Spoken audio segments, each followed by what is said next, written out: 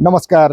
Galkot online अनि मूलकुरा.com मा एकसाथ प्रसारण भइरहेको कार्यक्रम विशेष संवाद अन्तर्गतको अन्तरङ्ग कुराकानीमा यहाँहरू सबैलाई स्वागत छ। म थम्मन थापा।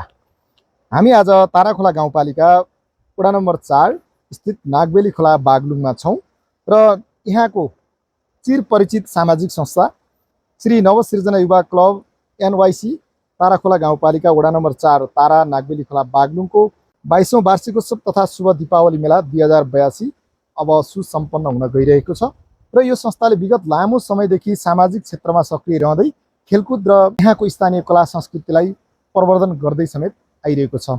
लामो समयदेखि यो संस्थामा अध्यक्षको रूपमा कार्य सम्पादन गरिरहनुभएका यसै संस्थाका अध्यक्ष पूर्णभद्र न्युरेसँग आज हामीले अन्तरङ्ग कुराकानी गर्ने जमर्कोमा जुटिराखेका छौँ। स्वागत छ तपाईँलाई कार्यक्रम विशेष संवादमा। हस्, धन्यवाद। यहाँलाई पनि मेरो तर्फबाट र संस्थाको तर्फबाट हार्दिक धन्यवाद छ। आराम हुनुहुन्छ? एकदम ठिक छ।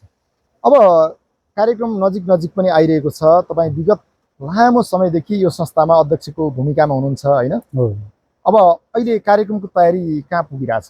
कार्यक्रम हाम्रो यो वार्षिक उत्सवको जुन विविध प्रतियोगितात्मक कार्यक्रम छ, हाम्रो 7 देखि 11 गतेको हाम्रो मिति तय भएको छ र त्यसको लागि हामीले प्रचार पत्राचार देखि यो आर्थिक व्यवस्थापनको लागि हामी जुटिरहेका छौँ र सबै कार्यक्रमहरूको नगद पुरस्कारहरू विभिन्न उद्योगी व्यवसायहरूबाट हामीले प्रायोजन गराइसकेका छौँ र अन्य तयारीहरूमा हामी अझै जुटिरहेका छौँ। बागलुङको ताराखोला भनेपछि मानिसहरूले छुट्टै यहाँ कला संस्कृतिको हिसाबले हैन खेलकुदको क्षेत्रमा एउटा धनी पालिकाको रूपमा पनि यो आफैमा परिचित छ हैन? एकदम। र तपाईँ लामो समयदेखि झन्डै तपाईँको चाहिँ 1 दशकदेखि भनौँ न यो संस्थाको अध्यक्षको रूपमा कार्य सम्पादन गरिरहनु भएको छ। यो संस्थाले जस्तो वार्षिक उत्सव मनाउनेदेखि बाहेक अन्य सामाजिक क्षेत्रमा के कामहरू गर्दै आइरहेको छ? हामीले त्यसको रेकर्ड पनि तथ्याङ्क पनि राखिरहेका छौँ। हामी 2072 सालदेखि हामीले यो स्थानीय स्तरमा सञ्चालन भएका क्लबहरूले यो खेलकुद र मनोरञ्जनात्मक कार्यक्रम मात्र नगरेर केही सामाजिक र शैक्षिक विकासका कामहरू पनि गर्नुपर्छ भनेर हामीले अभियानै चलाएर कार्यक्रम गरेका छौँ। हामीले सुरुमा त्यहाँको स्थानीय युवा वर्ष प्राविमा अक्षय कोष निर्माणका लागि 55,000 क्लबको तर्फबाट सहयोग गरेर सामाजिक कामको सुरु गरेका थियौँ। त्यसपछि विभिन्न आर्थिक समस्या भएका बिरामीहरू जसले अलि गम्भीर खालका रोगहरू लागेका छन् र उहाँहरूलाई उपचारमा समस्या छ भने हाम्रो क्लबले समन्वय गरेर अभियान सञ्चालन गरेर हामीले थुप्रै बिरामीहरूलाई सहायता प्रदान गरेका छौँ क्लबको नेतृत्वमा। र नेपाल मावि तारामा पनि स्वर्ण महोत्सवको अवसरमा हामीले 10 लाख बराबरको रकम विद्यालयलाई पनि सहयोग गरेका छौँ र त्यसको सबै लिस्ट त मैले यहाँहरूमा राख्दा लामो हुन्छ। जस अहिलेसम्म क्लबले 80-85,000 बराबरको शैक्षिक, सामाजिक र अरू मानवीय सेवाका काममा क्लबको तर्फबाट हामीले सहयोग गरेका छौँ। यो क्लबले जस्तो खेलकुद कला संस्कृतिको कुरामा पनि आफ्नो योगदानलाई अगाडि बढाउँदै आउने सन्दर्भमा यहाँ एउटा पञ्चेबाजा पनि यसले संरक्षण गर्ने कार्यक्रमलाई पनि निरन्तर अगाडि दिइरहेको छ। खासमा यो कन्सेप्ट तपाईँहरूले कसरी ल्याउनु भएको छ? सुरुमा अब पछिल्लोचोटि पहिला दलित समुदायहरूले बजाउने पञ्चेबाजालाई जनजातिहरूले धेरै ठाउँबाट समूह बनाएर संरक्षण गर्दै गरेको पनि हामीले पायौँ र हामीले यो क्लबको तर्फबाट समावेशी पञ्चेबाजा जहाँ जनजाति मात्रै नभएर क्षेत्री, ब्राह्मण, दलित जो क्लबका सदस्यहरू छन् सबैको संयुक्त प्रयासमा यसलाई संरक्षण गरौँ भनेर हामीले समावेशी नौमती बाजाको सुरुवात गऱ्यौँ र त्यो अहिले पनि हाम्रो निरन्तर छ। समावेशी पञ्चेबाजाले समय सापेक्ष रूपमा आफ्नो प्रस्तुतिहरू र विवाह, व्रतबन्ध लगायतका शुभ कार्यहरूमा उहाँहरूको उपस्थिति रहने र जहाँबाट अर्डर हुन्छ त्यहाँ पुगेर पञ्चेबाजाको संरक्षण र त्यो कार्यहरूलाई सम्पन्न गर्दै आइरहेको पनि छ। क्लब त आफैमा एउटा भोलिन्टियर संस्था हो। त्यहाँ तपाईँको भनौँ न तपाईँले एकदम परोपकारी भावना निशुल्क सेवाभावको रूपमा कार्य सम्पादन गरिरहनु भएको छ हैन? हजुर। तपाईँ त्यसबाहेक अब विभिन्न भनौँ न चाहिँ अन्य आफ्नो पेसा व्यवसायमा पनि जोडिनुहुन्छ। एकदम। समय व्यवस्थापन कसरी गरिरहनु भएको छ? समयको हिसाबले अब मेरो यो संस्थागत रूपमा म धेरै सङ्घ संस्थामा आबद्ध छु। म यहाँदेखि स्थानीय स्तरदेखि जिल्ला प्रदेशसम्मका सङ्घ संस्थाहरूमा पनि म आबद्ध छु। समय भन्ने कुरा कस्तो हुँदो रहेछ भने मान्छेले इच्छा शक्ति भयो भने समय व्यवस्थापन गर्न सकिँदो रहेछ भन्ने मैले ठान्दछु। समय यो सामाजिक काम गर्दाखेरि केही न केही त छोड्नुपर्छ। घरमा जति समय दिन पर्थ्यो त्यति घरमा, घरको काममा, घरयासी कामहरूमा त्यति समय दिन पाइँदैन व्यवस्थापनको हिसाबले समय व्यवस्थापन इच्छा शक्ति भयो भने गर्न सकिन्छ भन्ने लाग्छ मलाई।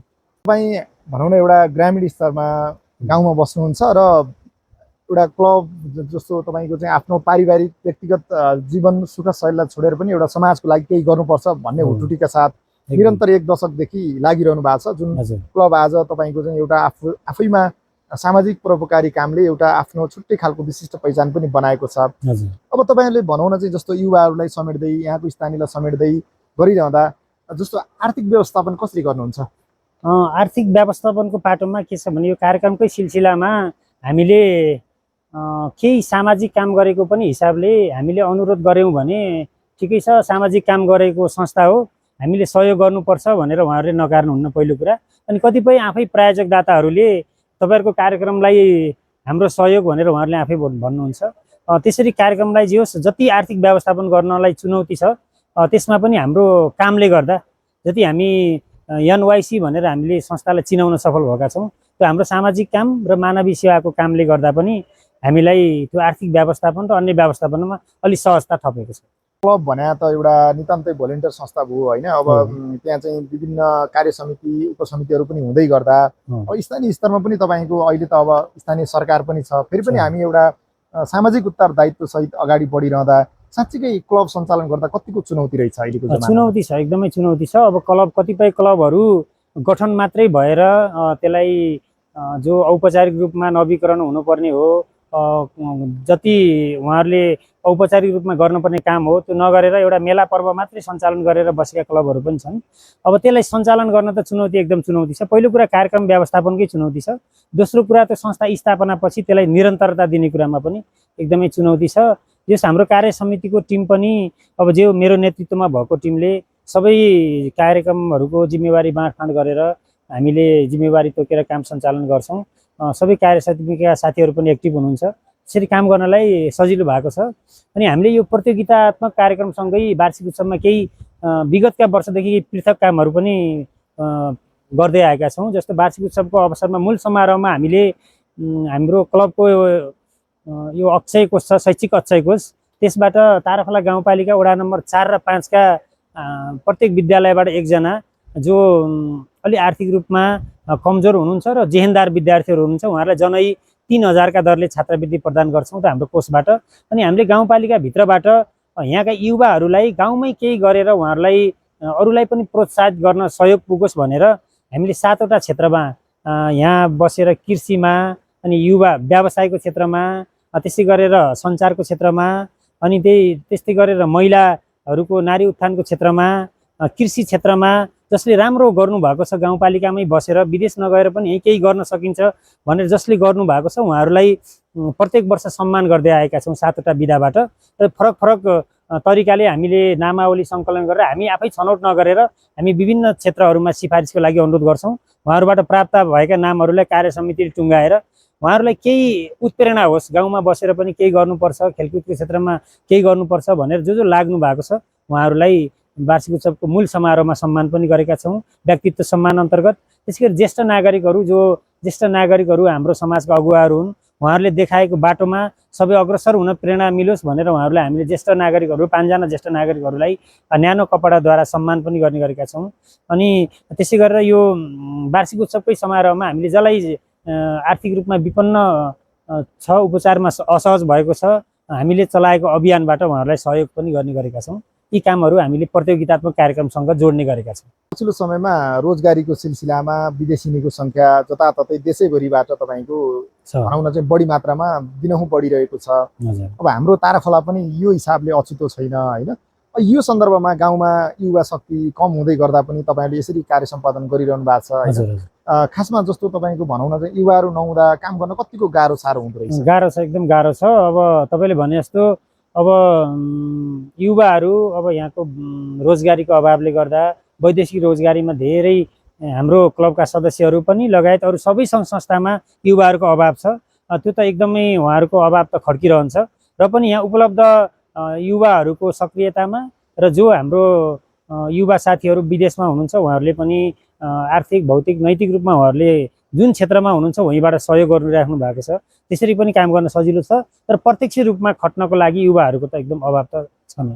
कतिपय क्लबहरू भनौँ न यस्ता सामाजिक सङ्घ संस्थाहरूले केवल वर्षमा एक दिन भलिबल खेलाउने तपाईँको चाहिँ एउटा नाचगान गर्ने आफ्नो वार्षिक उत्सव गर्ने त्यसपछि वर्ष दिन तपाईँको चाहिँ हराउने होइन पनि गर्ने खालका धेरै सङ्घ संस्थाहरू हाम्रो समाजमा व्याप्त छन् होइन। तपाईँहरूले एउटा खेलकुद संस्कृतिको संरक्षण सम्वर्धन गर्दै सामाजिक चेतनाका जागरणका कार्यक्रमहरू पनि ल्याइरहनु भएको छ। जस्तो हिजो क्लब स्थापना गर्ने बेलाको समयमा हाम्रो समाजको चेतनाको स्तर र आज क्लब एउटा स्थापना भइसकेपछि क्लबले जुन खालको भूमिका समाजमा निर्वाह गर्यो यसले आम मानिसको चेतना स्तरमा कतिको तपाईँको चाहिँ वृद्धि गरेको छ, के लाग्छ? एकदमै वृद्धि गरेको छ। यो कतिपय यो शारीरिक विकास र बौद्धिक विकाससँग सम्बन्धित कामहरूमा हामीले युवाहरूको क्लबमा आबद्ध युवाहरूको व्यक्तित्व विकासका लागि हामीले मासिक रूपमा कार्यक्रम नि गर्छौँ। सदनात्मक हामीले सदन विभाजन गरेर यो शारीरिक विकासमा खेलकुदसँगको कार्यक्रम हुन्छन्, कतिपय बौद्धिक विकासका कार्यक्रम हुन्छन् र हामीले प्रत्येक वर्ष यो क्षमता अभिवृद्धि तालिम सञ्चालन गर्छौँ। हामीले उद्घोषण कला र यो बैठक सञ्चालन सम्बन्धी यहाँका विभिन्न सङ्घ संस्थाहरूका प्रतिनिधिहरूलाई क्लबको तर्फबाट तालिम पनि प्रदान गर्ने गरेका छौँ प्रत्येक वर्ष। त्यसले पनि चेतना स्तरमा त्यहाँ हुने सामाजिक कामहरूमा उहाँको सहभागितामा एकदमै वृद्धि गरेको छ।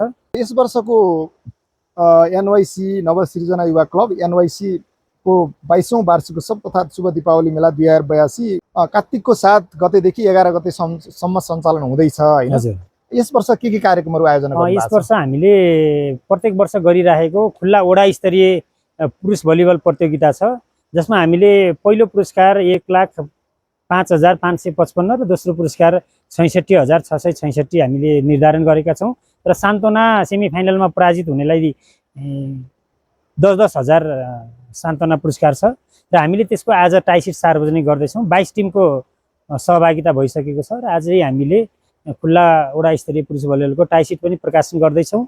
त्यसै गरी वडा स्तरीय प्रौढ भलिबल, खुल्ला महिला भलिबल, धनुषबाण प्रतियोगिता, सामूहिक नृत्य प्रतियोगिता, सोलो बाइक रेस र रस्साकसी पुरुष तथा महिला गरेर 7वटा प्रतियोगितात्मक कार्यक्रम छन्।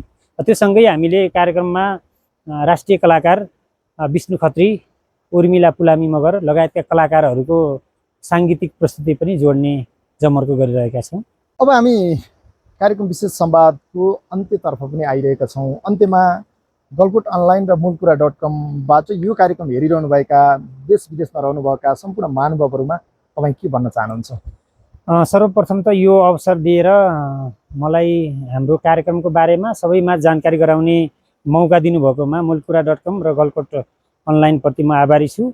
र जसले यो कार्यक्रम हेरिरहनु भएको छ, विभिन्न खेलप्रेमी महानुभावहरू हुनुहुन्छ, हामीले त्यो खेलकुद कार्यक्रमको पनि प्रत्यक्ष प्रसारण गर्नेछौँ। त्यति बेला हामीलाई साथ सपोर्ट दिनुहोला र कतिपय प्रतियोगितात्मक कार्यक्रममा भाग लिन इच्छुक दर्शकहरूले यो कार्यक्रम हेर्दै हुनुहुन्छ भने हामीले आज 12 बजेपछि टाइसिट प्रकाशन गर्दैछौँ खुल्ला वडा स्तरीय भलिबलको भने अन्य कार्यक्रमको दर्ता चलिरहेको छ। नाम दर्ता गरेर सहयोग गरिदिनु होला र कार्यक्रममा उपस्थित भएर हामी यो एनवाईसी तारा जहाँ कार्यक्रम स्थल छ त्यो अलि भौगोलिक रूपमा विकट पनि छ, अलि ग्रामीण बस्ती छ। तपाईहरुलाई यो नयाँ ठाउँको र नयाँ ठाउँमा ग्रामीण बस्तीको खेलहरूलाई अवलोकन गर्नको लागि तपाईहरु त्यहाँ पुग्नु भएको छ भने पनि पहिला आएका साथीहरूलाई पनि फेरि निमन्त्रणा गर्छु र नयाँ साथीहरूलाई पनि एउटा ठाउँको अवलोकन र खेलको कार्यक्रमको अवलोकनको लागि उपस्थित भइदिन पनि म अनुरोध गर्न चाहन्छु। हुन्छ, यो महत्त्वपूर्ण समय र संवादको लागि तपाईलाई धेरै धेरै धन्यवाद। हस्, धन्यवाद। यहाँहरु मूलकुरा.com र गलकुट अनलाइन दुवै प्रति म आभारी छु। थमनजी र बालकृष्णजीलाई धेरै धन्यवाद।